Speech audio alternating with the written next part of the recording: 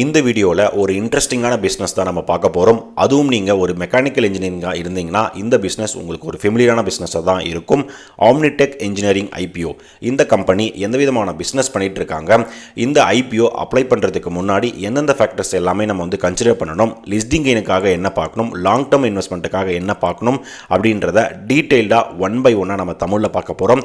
அனைவருக்கும் வணக்கம். Tamil Nifty zone YouTube சேனலை சப்ஸ்கிரைப் பண்ணுற அனைத்து நல்லுள்ளவங்களுக்கும் என்னுடைய மனமார்ந்த நன்றிகளை தெரிவித்துக் கொள்கிறேன். இந்த video full and full disclaimer applicable. Omnitech Engineering இந்த கம்பெனி நம்ம எந்த பிஸ்னஸ் நம்ம பார்க்கறதுக்கு முன்னாடி டேரெக்டாக அவங்களுடைய வெப்சைட்டுக்கு நம்ம வந்து போயிடும். ஸோ உங்களுக்கு இன்னும் நல்லா வந்து ஈஸியாக வந்து அண்டர்ஸ்டாண்ட் ஆகும். ஸோ omnitechengineering.com அப்படின்றது இந்த வெப்சைட்டுக்குள்ளே நீங்கள் போனீங்கன்னா இவங்களுடைய பிளான்ட் வந்து பார்த்தீங்கன்னா உங்களுக்கு வந்து நல்லா தெரிய வரும். ஓகேங்களா, நீங்கள் ஒரு மெக்கானிக்கல் பேஸ்டு நீங்கள் ஒரு ஸ்டூடெண்ட்ஸாக இருந்தீங்கன்னா, இல்லைனா ஆல்ரெடி இந்த மாதிரி கம்பெனிஸ் நீங்கள் வந்து ஒர்க் பண்ணிங்கன்னா உங்களுக்கு கண்டிப்பாக இது வந்து தெரியும். Precision engineering solutions. For example, ஏதாவது நீங்கள் ஒரு ஆட்டோமொபைல் பார்ட்ஸோ இல்லை ஏதாவது ஒரு இன்ஜினியரிங் பார்ட்ஸோ நீங்கள் வந்து எடுத்திங்கன்னா அதுக்கு தேவையான காம்போனன்ட்ஸ் வந்து பார்த்திங்கன்னா இருக்குது இல்லைங்களா. ஃபார் எக்ஸாம்பிளுக்கு நான் சொல்கிறேன், ஒரு சைக்கிள் நீங்கள் வந்து எடுத்துட்டிங்கன்னா என்னென்னலாம் இருக்குது வந்துட்டுனா டயர் இருக்குது, டியூப் இருக்குது, ரிம் இருக்குது, ஸ்போக்ஸ் இருக்குது, ஓகேங்களா, சீட் இருக்குது, கேரியர் இருக்குது, ஸ்டாண்டு. ஸோ இந்த மாதிரி வந்து பார்த்திங்கன்னா நிறைய காம்போனன்ட்ஸ் வந்து இருக்கும். ஸோ இந்த மாதிரி மெக்கானிக்கல் காம்போனன்ட்ஸ் வந்து என்னென்னா ப்ரிசிஷன் இன்ஜினியரிங் சொல்யூஷனில் ரெடி பண்ணி கொடுக்கறது தான் என்னென்னா இவங்களுடைய மெயின் பிஸ்னஸ் அப்படின்னு தெரியும். ஒரு எக்ஸாம்பிளுக்கு பார்த்தீங்கன்னா சிஎன்சி மிஷின், விஎம்சி மிஷின் சொல்லிட்டு நீங்கள் வந்து என்னென்னா ஒர்க் பண்ணியிருப்பீங்க. ஓகேங்களா, ஸோ அதுதான் வந்து என்னென்னா இங்கே வந்து என்னென்னா ஸ்பெஷலைஸ்டான சிஎன்சி மிஷின், விஎம்சி மிஷின் தான் இங்கே வந்து என்ன பண்ணியிருக்காங்க, ப்ளேஸ் பண்ணியிருக்காங்க. ஸோ இது மூலிமா மெக்கானிக்கல் காம்போனன்ட்ஸ் ரெடி பண்ணுறது தான் உங்களுக்கு இவங்களுடைய பிஸ்னஸ் அப்படின்னு சொல்கிறாங்க. இவங்களுடைய காம்போனன்ட் கேலரி நம்ம போயிட்டு நம்ம என்ன பண்ணுவோம், செக் பண்ணுவோம். ஸோ உங்களுக்கு என்னென்னா அந்த காம்போனன்ட்ஸ் பார்க்கும்போது எந்த விதமான பார்ட்ஸ்ன்றது உங்களுக்கு புரியும். இப்போ உங்களுக்கு புரியுதுங்களா?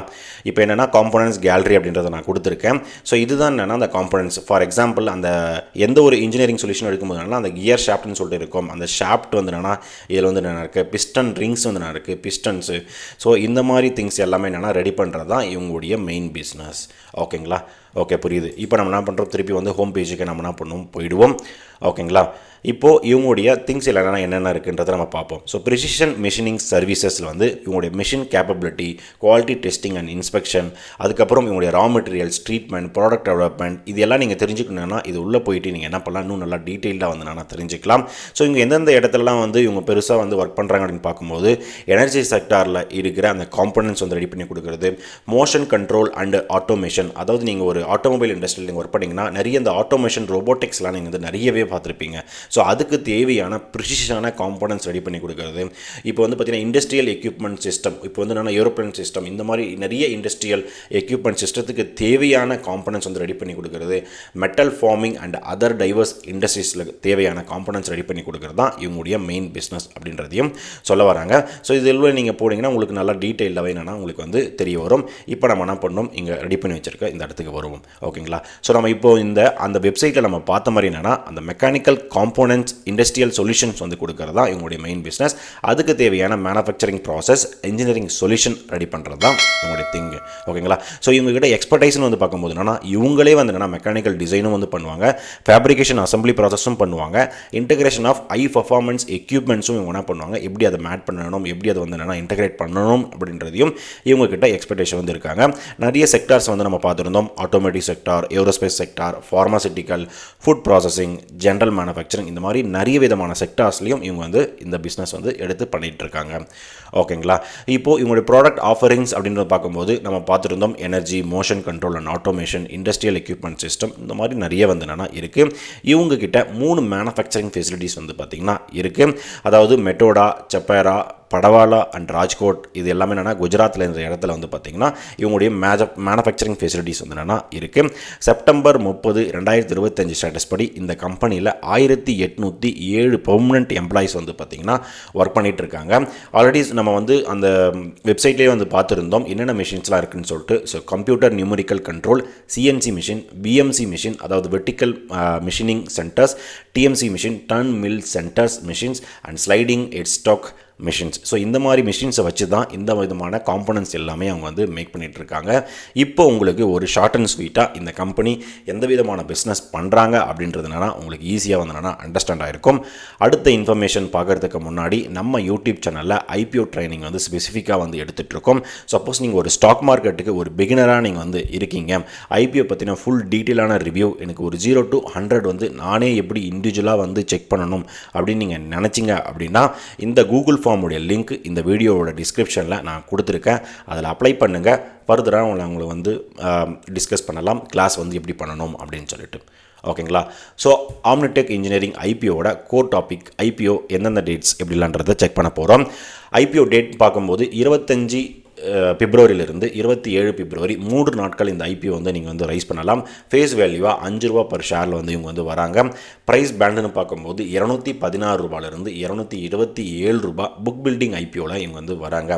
அதாவது 216, 217, 20, 22, 25 அது வரைக்கும் 227 வரைக்கும் உங்களால் அப்ளிகேஷன் வந்து ரைஸ் பண்ண முடியும். என்னுடைய சஜஷன் எப்பயுமே நீங்கள் என்ன பண்ணணும், மேக்ஸிமம் கட் ஆஃப் ப்ரைஸில் தான் நீங்கள் என்ன பண்ணணும் ஐபிஓ வந்து அப்ளிகேஷன் வந்து ரைஸ் பண்ணணும். அப்போ தான் ஓவர் சப்ஸ்கிரிப்ஷன் ஆகும்போது நீங்கள் ஒரு காம்படிஷன் ப்ராபபிலிட்டியில் ஒரு ஃப்ரண்ட் எண்டில் வந்து இருப்பீங்க. ஒரு லாட்டுக்கு 66 ஷேர்ஸ் வந்து அலோகேட் வந்து பண்ணுவாங்க. இந்த ஐபிஓ சேல்ஸ் டைப்புன்னு பார்க்கும்போது ஃப்ரெஷ் கேபிட்டலாகவும் ஆஃபர் ஃபார் சேலாகவும் வராங்க. அதாவது ஃப்ரெஷ் கேபிட்டல்னு பார்க்கும்போது பிஸ்னஸ் உடைய எக்ஸ்பான்ஷன் குரோத்துக்காக யூஸ் பண்ணுவாங்க. Offer for sale existing stake ஹோல்டருடைய ஸ்டேக்கை சேல் பண்ணிவிட்டு அந்த அமௌண்ட்டை அவங்க எடுத்துகிட்டு போவாங்க. ஸோ பிஎஸ்சி என்எஸ்சி 2 ஸ்டாக் எக்ஸ்சேஞ்சிலையும் வந்து லிஸ்டிங்கில் வராங்க. இவங்களுக்கு சப்போஸ் இந்த கம்பெனியில் நீங்கள் ஒர்க் பண்ணுற எம்ப்ளாயீஸாக இருந்தீங்க அப்படின்னா ₹11 வந்து இந்த ப்ரைஸ் பேண்ட்லேருந்து நெக்லிஜிபிள் பண்ணிவிட்டு ரெடியூஸ் பண்ணிவிட்டு நீங்கள் அப்ளிகேஷன் வந்து ரைஸ் பண்ணலாம். டோட்டல் இஷ்யூ சைஸாக 583 கோடிகள், அதில் ஃப்ரெஷ் இஷ்யூவாக 418 கோடிகளும் ஆஃபர் ஃபார் சேலாக 165 கோடிகளும் வராங்க. ஸோ உங்கள் மைண்டில் இஷ்யூ சைஸ்ன்னு பார்க்கும்போது 583 கோடிகள் அப்படின்றத மைண்டில் வச்சுக்கோங்க. ஓகேங்களா?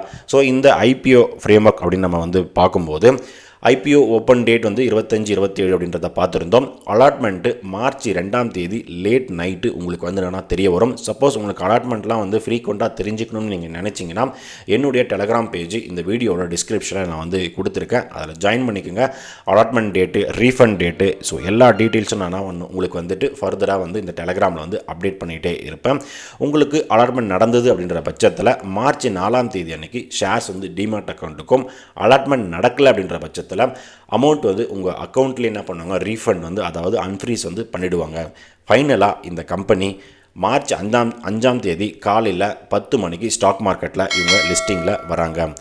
ஓகேங்க. ஸோ இப்போ இந்த கம்பெனி வந்து பார்த்திங்கன்னா நான் வந்து ஐபிஓ வந்து அப்ளை பண்ண போகிறேன். நான் ரீட்டைல் கேட்டகரியில் அப்ளை பண்ண போகிறதுக்கு எனக்கு எவ்வளோ அமௌண்ட் வேணும், எத்தனை லாட்ஸ் பண்ணணும்னு நீங்கள் நினச்சிங்கன்னா உங்கள் அக்கௌண்ட்டில் மினிமமாக ₹14,982 இருந்தால் மட்டும்தான், அதாவது உங்கள் பேங்க் அக்கௌண்ட்டில் இருந்தால் மட்டும்தான் உங்களால் இந்த அப்ளிகேஷன் வந்து ரைஸ் பண்ண முடியும். மினிமமாக 1 லாட்லேருந்து 13 லாட் வரைக்கும் உங்களால் அப்ளிகேஷன் வந்து ரைஸ் பண்ண முடியும்.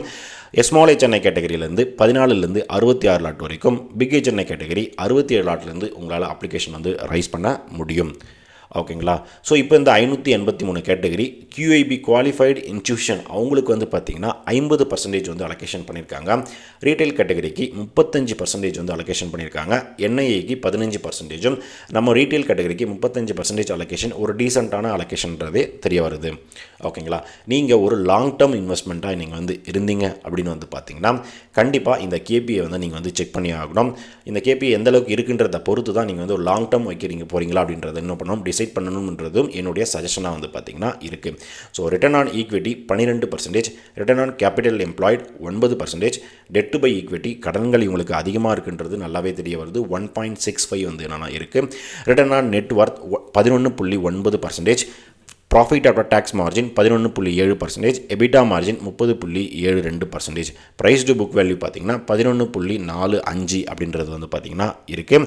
EPSன்னு பார்க்கும்போது ஆஃப்டர் IPO 4.49, PE ரேஷியோ இவங்களுடைய ப்ரைஸ் டு ஏர்னிங் ரேஷியோன்னு பார்க்கும்போது ரொம்ப அதிகமான வேல்யூவேஷனில் வந்து இவங்க வந்து வராங்க அப்படின்றதுனால நல்லாவே தெரிய வருது. கிட்டத்தட்ட 50.53 என்ற ரேஞ்சில் வந்து பார்த்திங்கன்னா இருக்குது. ஸோ ப்ரொமோட்டர் ஹோல்டிங்ஸ் வந்து பார்த்திங்கன்னா ஆஃப்டர் IPO 74% வந்து என்னென்னா இருக்குது. மார்க்கெட் கேபிட்டலாக பார்க்கும்போது 2807 கோடிகள் அளவுக்கு வந்து பார்த்திங்கன்னா இருக்குது. ஃபார் எக்ஸாம்பிள் நீங்கள் வந்து பார்த்திங்கன்னா இந்த கேபிஐலாம் வந்து பார்க்கும்போது ஒரு ஆவரேஜ் அந்த ரேஞ்சில் தான் வந்து பார்த்திங்கன்னா இருக்குது. ஏன்னா ஒரு சில திங்ஸ் வந்து பார்த்திங்கன்னா டபுள் டிஜிட்டில் பெட்டராகவே இருக்குது. பட் ஒரு சில டெட்டு வந்து பார்த்திங்கன்னா இவங்களுக்கு அதிகமாக இருக்குது. பி ரேஷியோ பார்த்திங்கன்னா ரொம்பவே அதிகமாக இருக்குது. இபிஎஸ் வந்து கம்மியாக இருக்குது. ஓகேங்களா. But ROE, ROCE, profit after tax margin, EBITDA மார்ஜின்லாம் ஒரு டபுள் டிஜிட்டில் ஒரு பெட்டரான ரிசல்ட் வந்து கொடுத்துருக்காங்க. ஸோ அதனால் வந்து பார்த்திங்கன்னா இது வந்து ஒரு ஆவரேஜான ஒரு கேபிஐ வந்து பார்த்திங்கன்னா இருக்குது. இது என்னுடைய புரிதலாக வந்து பார்த்திங்கன்னா இருக்குது. ஓகேங்களா. இப்போ இவங்களுடைய ஃபைனான்ஷியல் ஸ்டேட்டஸ் நம்ம வந்து பார்ப்போம். ஓகேங்களா. ஃபர்ஸ்ட் ஆஃப் ஆல் இந்த கம்பெனி வந்து ஒரு profit or loss making company அப்படின்னு நம்ம பார்த்தீங்கன்னா ப்ராஃபிட் மேக்கிங் கம்பெனியாக தான் லாஸ்ட் 3 இயர்ஸில் வந்து இருக்காங்க. 32 கோடிகள், 18 கோடிகள், 43 கோடிகள். ஆக்சுவலாக இங்கே வந்து ப்ராஃபிட் வந்து ட்ராப் ஆகிட்டு அதுக்கப்புறம் வந்து பார்த்திங்கன்னா ஒரு 2 டைம்ஸ் வந்து என்னென்னா இன்க்ரீஸ் ஆகிருக்கு. அதுக்கப்புறம் இந்த 30 செப்டம்பர் இந்த குவார்ட்டர் வரைக்கும் நம்ம பார்க்கும்போதும் 27 கோடிகள் அளவுக்கு இவங்க வந்து என்னென்னா ஒரு பாசிட்டிவ் சைடில் தான் வந்து இவங்க வந்து இருந்துகிட்ருக்காங்க. ஸோ அதனால் ஒரு ஃபினான்ஷியலாக பார்க்கும்போது ஒரு ஸ்டேபிளான ஒரு நல்ல ப்ராஃபிட் தான் வந்து இவங்க வந்து புக் பண்ணிட்டும் வந்து இருக்காங்க. அசட்டும் பார்த்திங்கன்னா ஒரு கிராஜுவலாக இன்க்ரீஸ் ஆகுது. இன்கமும் நல்லா இன்க்ரீஸ் ஆகிட்டு இருக்குது. ஆக்சுவலாக 2023 2024 பார்த்திங்கன்னா ஒரு ட்ராப் அவுட் ஆகிட்டு தான் அதுக்கப்புறம் வந்து என்னென்னா பெட்டராகவே வந்து என்னென்னா ரிசல்ட் வந்து 2025 இவங்க என்ன பண்ணியிருக்காங்க கொடுத்துருக்காங்க. பட் ஒன்லி பேட் திங்னு பார்க்கும்போது டோட்டல் பாரோயிங்ஸும் வந்து என்னென்னா இவங்களுடைய அசட்டுக்கு ஏற்ற மாதிரி என்னென்னா இன்க்ரீஸ் ஆகிட்டே இருக்கிறது தான் ஒரு பேட் திங்கை வந்து பார்த்திங்கன்னா பார்க்கப்படுது.